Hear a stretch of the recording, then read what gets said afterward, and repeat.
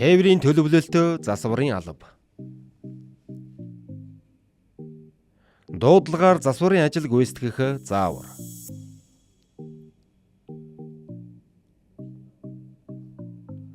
Тээврийн замд болон дуудлагаар засварын ажил гүйцэтгэх үед аюулгүй ажиллагаа хангаж болзошгүй эрсдлээс урьдчилан сэргийлэн ажиллацгаая. Дуудлагын багт томилогдсон механик болон засварчид нь гүйцэтгэх ажлын даалгавар аюулгүй ажиллагааны зааварчилгааг бүрэн авсан байна. Эвдэрлийн дуудлагыг диспетчер хүлээн авч MindQTL програмд үнэн зөв дэлгэрэнгүй бүртгэж оруулна. MindQTL програм дээр ирсэн эвдэрлийн дуудлагын дагуу засварын мастер тухайн техник тээврийн хэрэгслийн жолооч оператортой холбогдож нэмэлт тодруулга авна.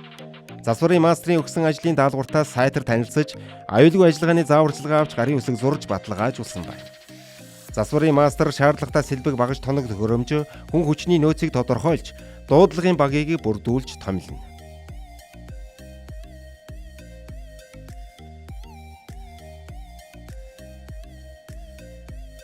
Дуудлагын засварын ажилд шаардлагатай бүхий л төрлийн багаж сэлбэг хэрэгслийг бэлтгэн авч явна.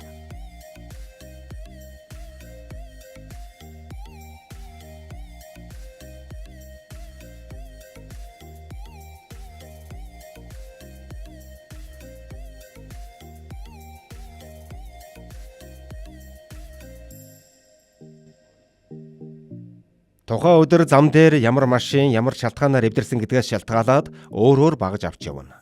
Өдөр тутмын дуудлагада тохируулан багаж авч явдаг гэсэн үг.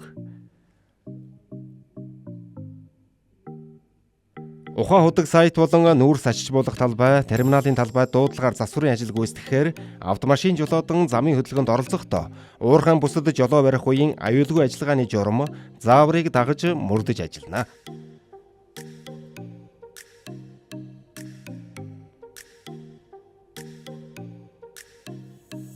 Гашуун сухад автозам дээр хөдөлгөөнд оролцохдоо Монгол улсын замын хөдөлгөөний дүрмийн нийтлэг шаардлагуудыг мөрдөнө.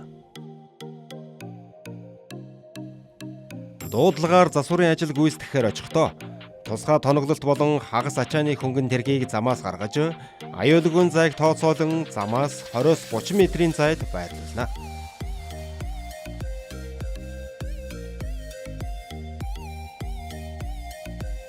Замаас гарах боломжгүй тохиолдолд аваарын гэрлийг асааж зорчих хэсгийг чөлөөлөн баруун гар тал руу шахаж хөдөлгөөнд саад болохгүйгээр эвдэрсэн тээврийн хэрэгслийн урд 5-10 метрийн зайд зогсоолын тоормсыг идэвхжүүлэн эвүүрхийн байрлуулна.